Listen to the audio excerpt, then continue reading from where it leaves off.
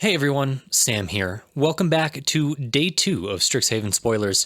Today, at least at the time of recording, every new card spoiled that I'm interested in talking about comes from the Mystical Archive and presents a beautiful treatment of a card bound to shake up the historic format. Let's take a look.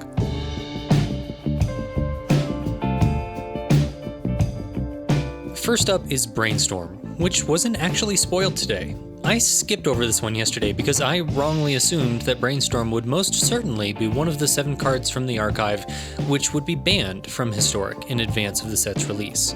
Brainstorm is one of the most efficient sources of card advantage and selection ever printed, and its inclusion in Historic will certainly make waves.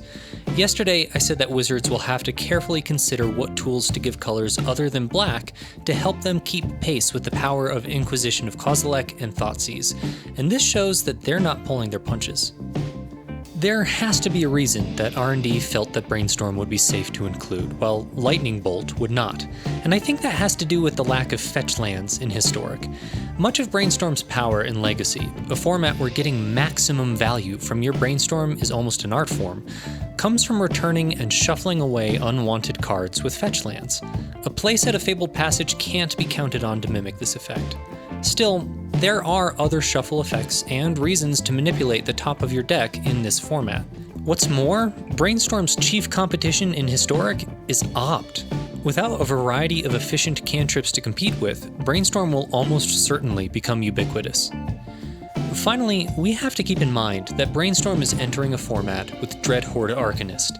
Slapcaster Mage was banned in Legacy, in large part due to its interaction with Brainstorm, where you could paralyze an opponent by threatening to flash back a bolt if they play a creature, and getting ahead when they don't by flashing back Brainstorm instead. Now, we don't have Bolt, and there are more relevant 4 toughness creatures in Historic, but don't underestimate the value of multicasting such an efficient form of card selection. Moving on, it looks like Wizards is dedicated to getting the most out of Magecraft by turning Storm into a viable archetype, by giving us more actual Storm cards in Tendrils of Agony and Grapeshot. While I'm definitely excited to cast these cards, there is a chance they won't be the Storm win condition of choice.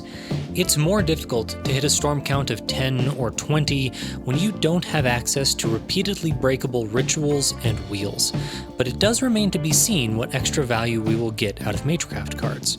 There is a real possibility that we won't need Storm counts that high in order for these cards to win the game.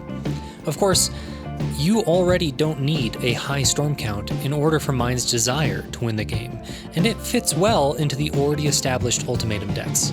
Which Storm card becomes the win condition of choice will be a fun story to follow as the format develops. Next, Wizards has decided to spice up the format with Commander staple Mizzix's Mastery. While an overloaded Mastery will almost certainly win the game and will be a fun achievement to chase, I'm guessing Mastery will make its largest impact by replicating how it is used in Legacy, as a means to cheat the casting of a powerful and expensive spell. Struggling to meet the mana requirements for an ultimatum? It's much easier to cast at 3 in a red. Want to draw 20 cards with Peer into the Abyss? Just pay 3 in a red. As Historic becomes a leaner, more efficient format, Mastery gives us a way to keep the big, splashy, exciting spells relevant. Sticking with red, we got a very special one today. Bolt may be banned in Historic, but Faithless Looting is banned in Modern. Looting is a spectacular enabler, and it's coming into a format with Arclight Phoenix and Hollow One, not to mention Mizzix's Mastery. There are going to be brilliantly creative decks that use this card, guaranteed. This, until late in the evening, was my favorite card of the day. Speaking of Bolt, the highly efficient damage spell Lightning Helix was spoiled today. The top deck of the century will definitely see some play, but whether it is more likely to give us a Historic version of Jeskai Control or push burn players to Boros, Lorehold, I don't yet know. I just know that good players find ways to use good cards. We're on to our last card, and oh boy, is this one a banger. I am a CEDH player, so I'm happy to see Tainted Pact for many reasons. 85 of them, to be precise. But this has more value than just as a reprint of an expensive card used in a niche format. Thassa's Oracle is in this format, and Pact remains one of the simplest ways to exile your library for the win. I guarantee you there will be a deck with Lutri as the companion whose plan is to cast and copy Pact, use the copy to find Oracle, and then the original to remove the rest of your library for the win. But I want to know what you think. What will the Storm deck look like? Will Faithless Looting be a fun enabler or a broken menace? Will Tainted Pact be spectacular? And why is the answer yes, of course. Are you nuts? Check back here every day. There's new spoilers to get my takes, hot though they may be. And if you like what I do, subscribe to the channel and turn on that bell. Talk soon.